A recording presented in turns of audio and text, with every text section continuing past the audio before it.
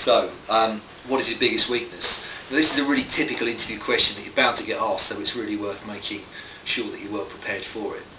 As with all interviews, it's really important to spend some time with your recruitment consultant and go through a mock interview process, at least sort of 1 or 2 days before the interview, so you've got plenty of time to prepare your answers. The reason why an interviewer asks you about your weakness is so they can understand that you're self-aware and that you can identify areas for improvement. Everybody has weaknesses regardless of the level of seniority, so whatever you do, don't deny you've got any weaknesses. However, thinking of a good weakness to talk about in an interview can be quite tough. So have a think back. Have you had a 360, an appraisal recently, where you've received feedback on areas you can improve on?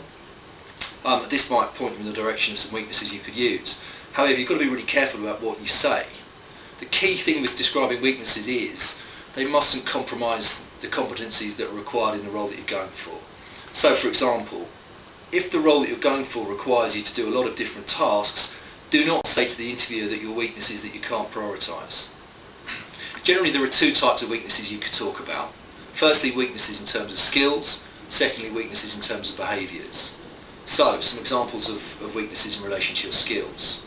It's really important actually to think whatever weakness you're talking about, that you do turn it around to demonstrate a strength as well.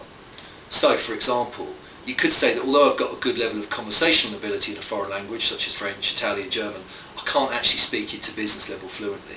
So while this demonstrates you've got an existing strength in terms of having some language skills, it also shows you're aware of the value it would add to your skills and experience if you could take it to the next level and speak it fluently in a business sense. Another thing to mention might be around your skills in particular software. For example, I'm a very good user of Excel, but I perceive being unable to program in Visual Basic as a weakness in the banking industry. Again, it shows you've got a good level of skills currently, but that you're aware that you can take it to another level through extra work and application. Another example could be, although I have strong experience in my role, I don't have a professional or vocational qualification. Again, this shows a desire for self-improvement beyond just doing the job on a day-to-day basis. Something else you could mention is that you don't have direct experience of the specific system that they use. You could say that although I've got very strong skills with the system I'm used to using, I don't know how to use the system you use, so I perceive that as a weakness. However, and then you can then turn it around to talk about the existing skills you've got with systems, how you learnt those, and show that your skills in doing that are transferable. Again, depending on where you've worked before, you could talk about the type of firm. For example, I've only ever worked in a small firm. So this could be perceived as a weakness because you don't have exposure to working with a broader range of people and perhaps coming across different practices in a large firm.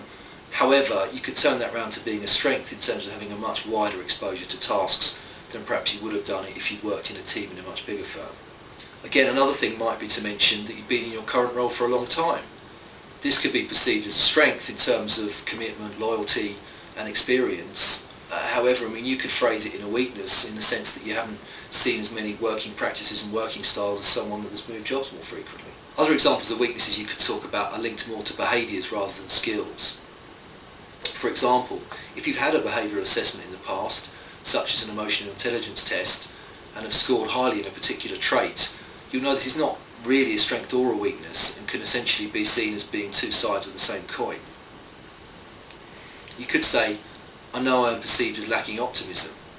While this might be perceived as a weakness, it could also be perceived as an asset in the sense that you could bring to the table a more cautious, pragmatic or sceptical approach, which could be of particular use in a team which is overly optimistic or an environment where risk aversion is key.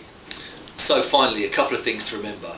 Whatever you talk about in terms of weaknesses, make sure you turn it into a strength. And whatever you do, don't use the examples that you're a perfectionist or you take on too much work. It's a lazy example that interviewers have heard a million times before, and it's just going to show a distinct lack of preparation on your part. Good luck.